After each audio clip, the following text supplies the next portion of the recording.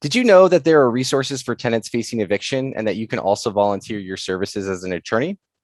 I'm Christopher Shattuck, the State Bar of Wisconsin's Law Practice Assistance Manager, and today I am joined by Amy Koltz, Executive Director for Mediate Wisconsin. Amy, thank you for joining us today. Thank you, Chris. Amy, can you explain where we are with the eviction moratorium? So just briefly for some background, since the start of the pandemic, there have been various federal and state moratoria limiting either the filing of an eviction, like with the state moratorium in 2020, or limiting the entry of a judgment of eviction under certain circumstances. So the federal CDC moratorium required a tenant to provide a declaration to their landlord attesting that certain circumstances applied to their situation and impacted their ability to pay full rent, but also indicating they were taking measurements to try and obtain federal assistance that was available to cover any shortfall. The original CDC moratorium had many extensions that ultimately ended July 31st of this year. However, on August 3rd, the CDC issued a new version of the moratorium limited to counties with substantial or high rate of COVID transmission, which covered individuals from August 3rd and was anticipated to end October 3rd, but ultimately the Supreme Court decided the CDC had exceeded its authority and that ban ended on August 26th.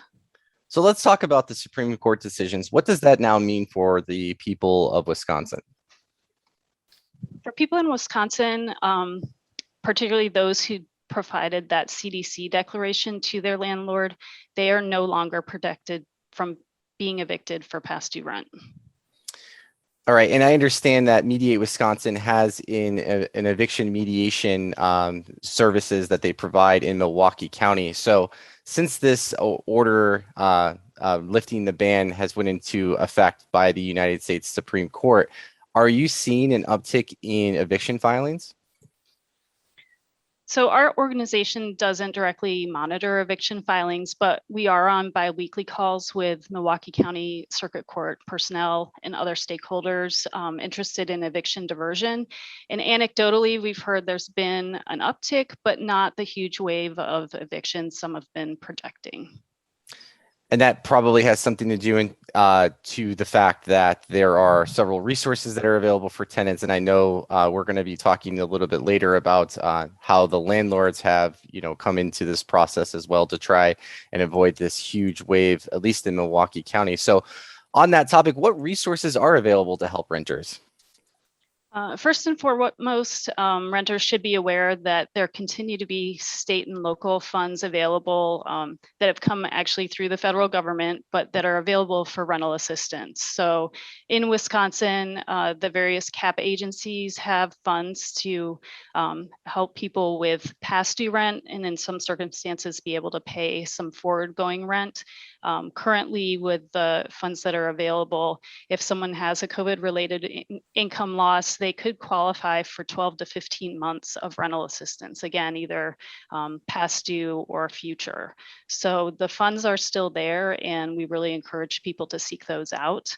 Additionally, there is legal help through civil legal aid services like Legal Aid, Legal Action, and Wisconsin Judicare, as well as other organizations like in Milwaukee, the Milwaukee Justice Center and the Wisconsin Free Legal Answers site. So resources along those lines to help people understand, particularly tenants, their legal rights and possibly get represented in an eviction hearing.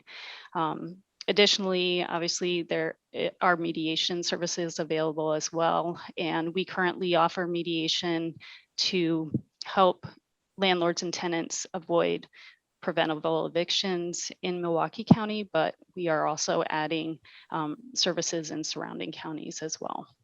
Excellent. And I really appreciate how you took some time to explain the resources in Milwaukee County and then some of those statewide resources that are available through different legal agencies, as well as the Wisconsin Free Legal Answers. So we've been focusing a lot on the resources that are available for the tenants. Can you tell me, how this mediation benefits landlords? And then can you also, so that would be, in Milwaukee County, and also how someone would request mediation services in Milwaukee County? Sure. So in terms of how mediation can benefit landlords, and we see it in tenants as well, uh, oftentimes conflicts or disputes arise, just generally speaking, when there are unmet expectations or failure to communicate effectively. And oftentimes we see when people aren't able to make their rent, or if there are repair issues, or the list can go on, that can cause people to have either some fear, apprehension, or shame, or anger and frustration. They can't engage effectively in trying to find solutions. So through mediation, really what we do is open lines of communication, help connect individuals with available resources, and just really work more effectively to finding a solution that works for both the landlords and tenants. We've had a high level of buy-in and use of mediation in Milwaukee County by landlords, and in particular, the Apartment Association of Southeastern Wisconsin really promotes the use of mediation first. Use it as a first step when there are problems, and really trying to keep eviction and the court process as a last resort, rather than an initial step to try and engage with that tenant, which oftentimes really can escalate the scenario and limit options for settlement. Whereas if they engage in a mediator from the outset, the options and opportunity for settlement are much greater. And this eviction mediation services in Milwaukee County isn't something that was something that you created overnight, right? This is a process that you undertook to create with the landlord. So as you kind of learn from your past collaborations with stakeholders on all sides of the case, including the circuit courts, when you seek to expand into other areas, how are you going to take the landlord's perspectives on eviction mediation and what you've learned to try and expand to those additional counties? Well, I think first and foremost, we come in as neutrals, in our role as mediators. We don't judge. We're not here to advocate. We really are here to give folks a forum, so to speak, and an opportunity to engage effectively and be heard and have their interests met. And so understanding that there are always two perspectives, and that landlords and tenants need each other. It's often referred to as they're two sides of the same coin. So we're not looking for a bad guy, so to speak, in any circumstance. What we're looking for is, can this partnership, so to speak, continue, or does it need to end? And if it needs to end, how can we do so in a way that's least damaging to both parties? And so if people are interested in mediation, we do have a request form for landlords and a request form for tenants on our website at mediatewisconsin.org, and that's the easiest way to apply. And let's talk about some trends that I've seen in the past. So we've seen an unfortunate correlation in the rise of eviction cases and foreclosure cases during financial downtimes. And I know your organization provides foreclosure mediation services statewide along with other organizations. So how can folks request foreclosure mediation services? And with this new rise in cases that are expected to be coming with the ending of different reorganization packages for people who have fallen on hard times, is there a need for volunteer mediators, and how can folks sign up to do that as well? Sure. So yes, certainly we do offer foreclosure mediation and have been doing so since 2009.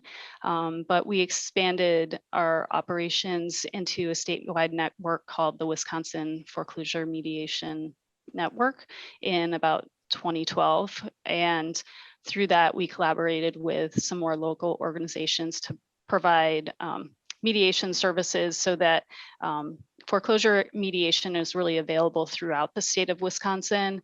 In some counties, there is a local rule or order requiring the mortgage company to notify defendants in a foreclosure action that mediation services are available.